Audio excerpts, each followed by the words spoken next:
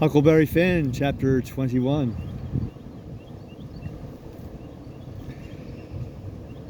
It was after sunup now, but we went right on and didn't tie up. The king and the duke turned out by and by, looking pretty rusty, but after they jumped overboard and took a swim, it chippered them up a good deal. After breakfast, the king, he took a seat on a corner of the raft and pulled off his boots and rolled up his breeches and let his legs dangle in the water so as to be comfortable, and lit his pipe and went to getting his Romeo and Juliet by heart. When he had got it pretty good, him and the duke began to practice it together. The duke had to learn him over and over again how to say every speech, and he made him sigh and put his hand on his heart, and after a while he said he'd done it pretty well. Only, he said, you mustn't bellow out Romeo that way like a bull. You must say it soft and sick and languishy. So, Romeo. That is the idea. For Juliet's a dear, sweet, mere child of a girl, you know, and she don't bray like a jackass. Landscaping crew going by. She don't bray like a jackass. Well, next, they got out a couple of long swords that the duke made out of oak lathes and began to practice the sword fight. The duke called himself Richard III. And the way they laid on and pranced around the raft was grand to see.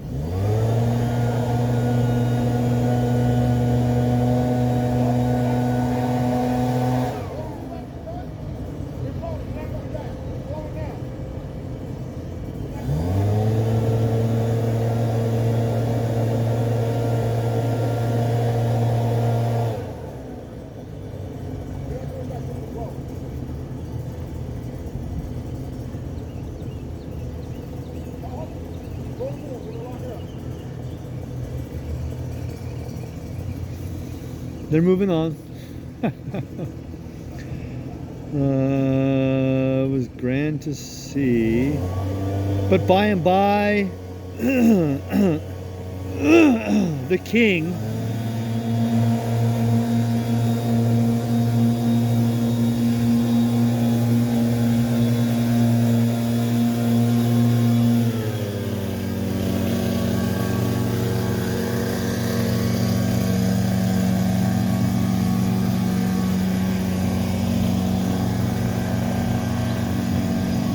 get coffee.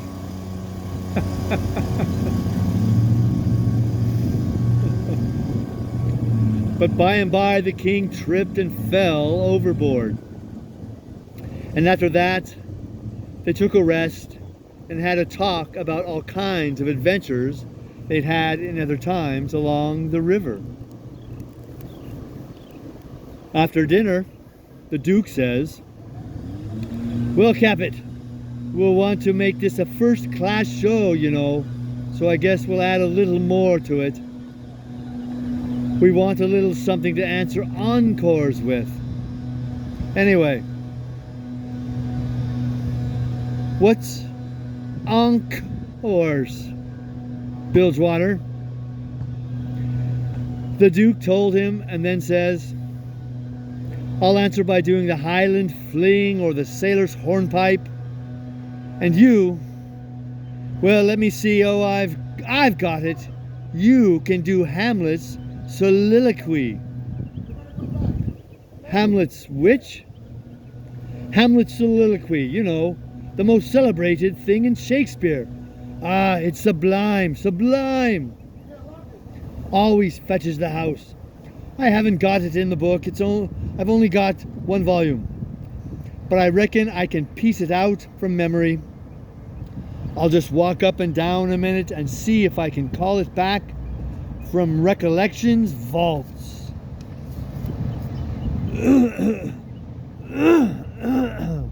Excuse me. So he went to marching up and down, thinking and frowning horrible every now and then. Then he would hoist up his eyebrows. Next he would squeeze his hand on his forehead and stagger back and kind of moan. Next he would sigh, and next he'd let on to drop a tear. It was beautiful to see him. By and by he got it. He told us to give attention. Then he strikes a most noble attitude, with one leg shoved forwards and his arms stretched away up, and his head tilted back looking up at the sky. And then he begins to rip and rave and grit his teeth, and after all that, all through his speech, he howled and spread around and swelled up his chest and just knocked the spots out of any acting ever I see before.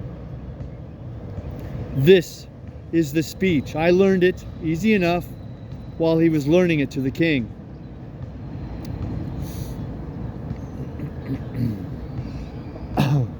I'm no Shakespearean actor, so bear with me. To be or not to be, that is the bare bodkin that makes calamity of so long life.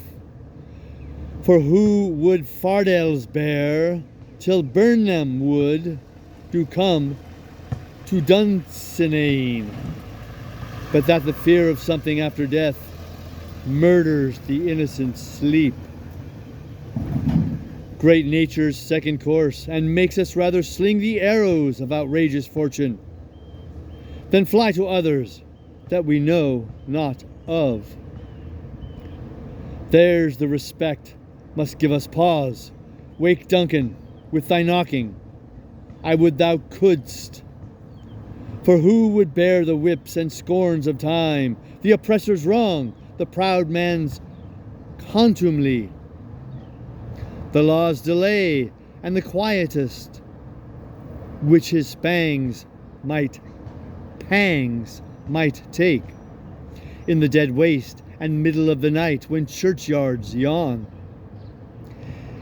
in customary suits of solemn black, but that the undiscovered country from whose bourne no traveller returns breathes forth contagion on the world, and thus the native hue of resolution, like the poor cat, the adage, is sicklied o'er with care, and all the clouds that lowered o'er our housetops with this regard their currents turn awry and lose the name of action.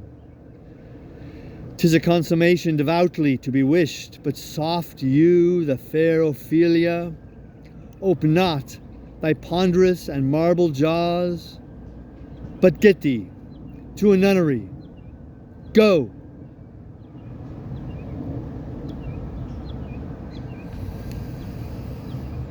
Well, the old man, he liked that speech, and he mighty soon got it so he could do it first rate. It seemed like he was just born for it. And when he had his hand in and was excited, it was perfectly lovely the way he would rip and tear and rear up behind when he was getting it off. The first chance he got, the Dookie had some show bills printed, and after that, for 2 or 3 days, as we floated along the raft, was a most uncommon lively place. For there weren't nothing but sword fighting and rehearsing, as the Duke called it, going on all the time. One morning, when we was pretty well down the state of Arkansas, we come in sight of a little one-horse town in a big bend. So we tied up about 3/4 of a mile above it in the mouth of a creek which would shut in like a tunnel by the cypress trees. and all of us but Jim took the canoe and went down there to see if there was any chance in that place for our show. We struck it mighty lucky. There was going to be a circus there that afternoon. Oh boy, guess what's coming. And the country people was already beginning to come in all kinds of old shackly wagons and on horses. The circus would leave before night, so our show would have a pretty good chance. The Duke, he hired the courthouse, and we went around and stuck up our bills. They read like this: Shakespearean revival! Exclamation, exclamation, exclamation. Wonderful attraction! Exclamation. For one night only! Exclamation.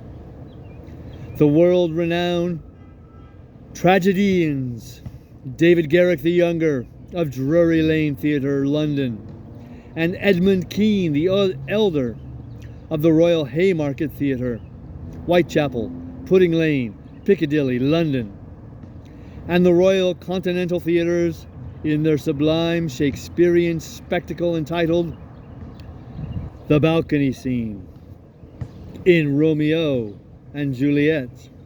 Exclamation, exclamation, exclamation. Romeo, Mr. Garrick. Juliet, Mr. Kean. Assisted by the whole strength of the company. New costumes, new scenery, new appointments! Exclamation. Also, the thrilling, masterly, and blood-curdling broadsword conflict in Richard III! Exclamation, exclamation, exclamation. Richard III, Mr. Garrick. Richmond, Mr. Kean. Also, by special request, Hamlet's immortal soliloquy by the illustrious Kean, done by him 300 consecutive nights in Paris, for one night only, on account of imperative European engagements. Admission, 25 cents. Children and servants, 10 cents. Then we went loafing around the town. The stores and houses was most all old, shackly, dried up frame concerns that hadn't ever been painted. They was set up 3 or 4 foot above ground on stilts, so as to be out of reach of the water when the river was overflowed. The houses had little gardens around them, but they didn't seem to raise hardly anything in them but jimpson weeds and sunflowers and ash piles and old curled up boots and shoes and pieces of bottles and rags and played out tinware. The fences was made of different kinds of boards, nailed on at different times, and they leaned every which way and had gates that didn't generally have but one hinge, a leather one. Some of the fences had been whitewashed some time or another, but the Duke said it was in Columbus time. Like enough. There was generally hogs in the garden and people driving them out.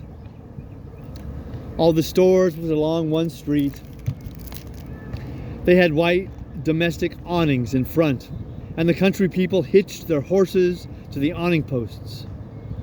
There was empty dry goods boxes under the awnings, and loafers roosting on them all day long, whittling them with their barlow knives and chawing tobacco and gaping and yawning and stretching. A mighty ornery lot. They generally had on yellow straw hats, most as wide as umbrella, but didn't wear no coats, nor waistcoats. They called one another Bill and Buck and Hank and Joe and Andy, and talked lazy and drawly and used considerable many cuss words. There was as many as one loafer leaning up against every awning post, and he most always had his hands in his breeches pockets, except when he fetched them out to lend a chaw of tobacco or scratch. When a body was hearing amongst them, all the time was, "Give me a chaw, Villa Tobacker, Hank." "Can't, I hain't got but one chaw left. Ask Bill." Maybe Bill, he gives them a chaw. Maybe he lies and says he ain't got none. Some of them kinds of loafers never had a cent in the world, nor a chaw of tobacco of their own. They get all their chawing by borrowing. They say to a fellow, "I wish you'd lend me a chaw, Jack. I just this minute give Ben Thompson the last chaw I had," which is a lie pretty much every time. It don't fool nobody but a stranger. But Jack ain't no stranger, so he says, "You give him a chaw, did you? So did your sister's cat's grandmother." "You pay me back the chaws you've already borrowed off me, Leif Buckner. Then I'll loan you 1 or 2 ton of it, and won't charge you no back interest nother." Well, I did pay you back. Some of it wasn't. Yes, you did. About 6 chaws you borrowed stored tobacco and paid back niggerhead. Store tobacco is flat black plug, but these fellows mostly chaws the natural leaf twisted. When they borrowed a chaw, they don't generally cut it off with a knife, but they set the plug in between their teeth and gnaw with their teeth and tug at the plug with their hands till they get it in two. Then sometimes that one that owns the tobacco looks mournful at it when it's handed back, and says, sarcastic, "Here, give me the chaw, and you take the plug." All the streets and lanes was just mud. They weren't nothing else but mud. Mud as black as tar and nigh about a foot deep in some places, and 2 or 3 inches deep in all the places. The hogs loafed and grunted around everywheres. You'd see a muddy sow and a litter of pigs come lazying along the street and wallop herself right down in the way where folks had to walk around her. And she'd stretch out and shut her eyes and wave her ears while the pigs was milking her and look as happy as if she was on salary. And pretty soon you'd hear a loafer sing out, "Hi, so boy, sick him tight." And away the sow would go, squealing most horrible, with a dog or 2 swinging to each ear, and 3 or 4 dozen more a-coming. And then you would see all the loafers get up and watch the thing out of sight, and laugh at the fun, and look grateful for the noise. Then they'd settle back again till there was a dog fight. There couldn't anything wake them up all over, and make them happy all over, like a dog fight. Unless it might be putting turpentine on a stray dog and setting fire to him, or tying a tin pan to his tail and see him run himself to death.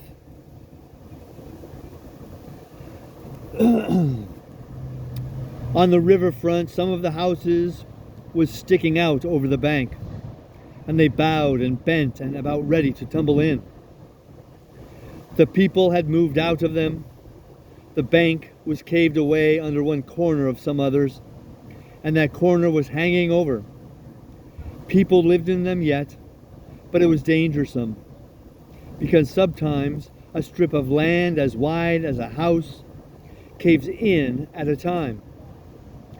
Sometimes a belt of land 1/4 of a mile deep will start in and cave along, and cave along till it all caves into the river in one summer. Such a town as that has to be always moving back and back and back because the river's always gnawing at it. The nearer it got to noon that day, the thicker and thicker was the wagons and horses in the street, and more coming all the time. Families fetched their dinners with them from the country and eat them in the wagons. There was considerable whiskey drinking going on, and I seen 3 fights. By and by somebody sings out, "Here comes old Boggs in from the country from his little old monthly drunk. Here he comes, boys." All the loafers looked glad. I reckon they was used to having fun out of Boggs. One of them says, "Wonder who he's going to chaw up this time. If he'd chawed up all the men he's been going to chaw up in the last 20 years, he'd have considerable reputation now." Another one says, "I wish old Boggs had threatened me, 'cause then I'd know I wasn't going to die for 1,000 years." Boggs comes a-tearing along on his horse, whooping and yelling like an Injun and singing out, "Clear the track there! I'm on the war path, and the price of coffins is going to raise." He was drunk and weaving about in his saddle. He was over 50-year-old and had a very red face. Everybody yelled at him and laughed at him and sassed him, and he sassed back and said he'd attend to them and lay them out in the regular turns, but he couldn't wait now because he'd come to town to kill old Colonel Sherburne. And his motto was, "Meat first," M-E-A-T, meat first, and spoon victuals to top off on. He sees me and rode up and says, "Where you come from, boy? You prepared to die?" Then he rode on. I was scared, but a man says he don't mean nothing. He's always carrying on like that when he's drunk. He's the best naturedest old fool in Arkansas. Never hurt nobody, drunk nor sober. Boggs rode up before the biggest store in town and bent his head down so he could see under the curtain of the awning, and yells, "Come out here, Sherburne! Come out and meet the man you've swindled. You're the hound I'm after, and I'm going to have you too." And so he went on, calling Sherburne everything he could lay his tongue to, and the whole street packed with people listening and laughing and going on. By and by, a proud-looking man about 55, and he was a heap the best-dressed man in that town too, steps out of the store, and the crowd drops back on each side to let him come. He says to Boggs, mighty calm and slow, he says, "I'm tired of this, but I'll endure it till 1 o'clock. Till 1 o'clock, mind, no longer. If you open your mouth against me only once after that time, you can't travel so far, but I will find you." Then he turns and goes in. The crowd looked mighty sober. Nobody stirred, and there weren't no more laughing. Boggs rode off, blackguarding Sherburne as loud as he could yell, all down the street. And pretty soon back he comes and stops before the store, keeping it up. Some men crowded around him and tried to get him to shut up, but he wouldn't. They told him it would be 1 o'clock in about 15 minutes, and so he must go home. He must go right away. But it didn't do no good. He cussed away with all his might and throwed his hat down in the mud and rode over it. And pretty soon away he went a-raging down the street again with his gray hair a-flying. Everybody that could get a chance at him tried their best to coax him off of his horse so they could lock him up and get him sober. But it weren't no use, just like that. Up the street he would tear again and give Sherburne another cussing. By and by, somebody says, "Go for his daughter, quick! Go for his daughter. Sometimes he'll listen to her. If anybody can persuade him, she can." So somebody started on a run. I walked down a street a ways and stopped. In about 5 or 10 minutes, here comes Boggs again, but not on his horse. He was a-reeling across the street towards me, bareheaded, with a friend on both sides of him a hold of his arms and hurrying him along. He was quiet and looked uneasy, and he weren't hanging back any, but was doing some of the hurrying himself. Somebody sings out, "Boggs!" I looked over there to see who said it, and it was that Colonel Sherburne.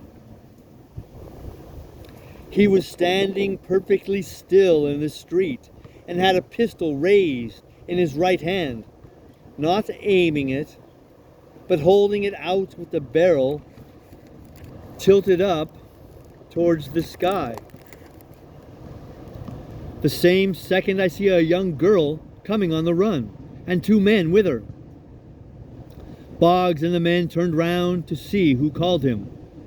And when they see the pistol, the men jumped to one side, and the pistol barrel come down slow and steady to a level, both barrels cocked. Boggs throws up both of his hands and says, "Oh Lord, don't shoot!" Bang goes the first shot, and he staggers back, clawing at the air. Bang goes the second one, and he tumbles backwards onto the ground, heavy and solid, with his arms spread out.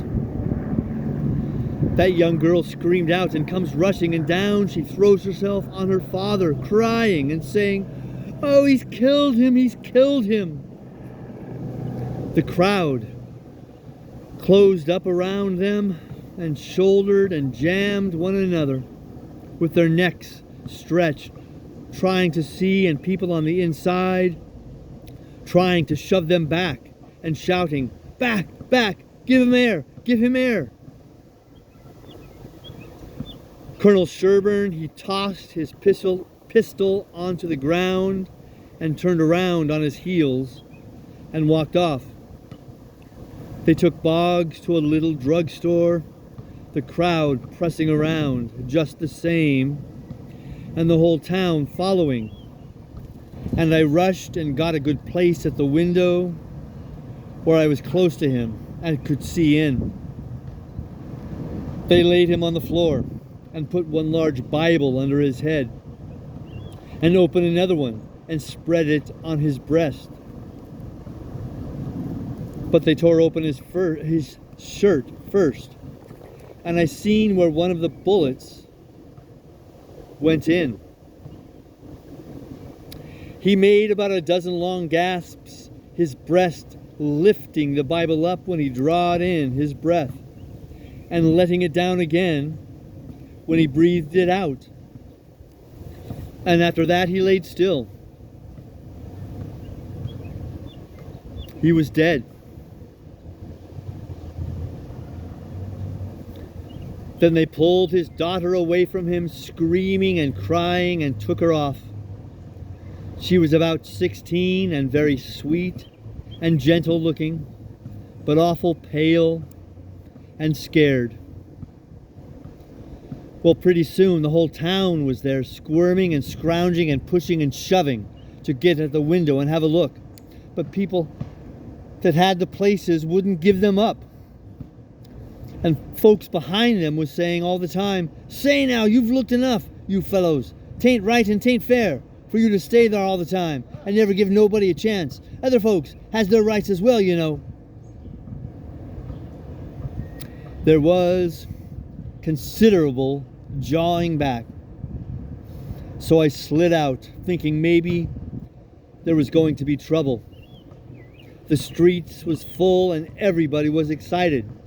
Everybody that seen the shooting was telling how it happened. And there was a big crowd packed around each one of these fellows, stretching their necks and listening. One long, lanky man with long hair and a big white fur stovepipe hat on the back of his head and a crook-handled cane marked out the places on the ground where Boggs stood and where Sherburne stood, and the people following him around from one place to other and watching everything he done and bobbing their heads to show they understood, and stooping a little and resting their hands on their thighs to watch him mark the places on the ground with his cane. And then he stood up straight and stiff where Sherburne had stood, frowning and having his hat brimmed down over his eyes, and sung out, "Boggs!"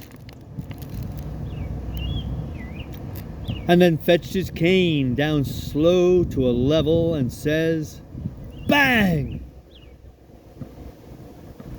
Staggered backwards, says "Bang!" again, and fell down flat on his back. The people that had seen the thing said he done it perfect. Said it was just exactly the way it all happened. Then as much as a dozen people got out their bottles and treated him. Well, by and by, somebody said Sherburne ought to be lynched. In about a minute, everybody was saying it. So away they went, mad and yelling and snatching down every clothesline they come to do the hanging with.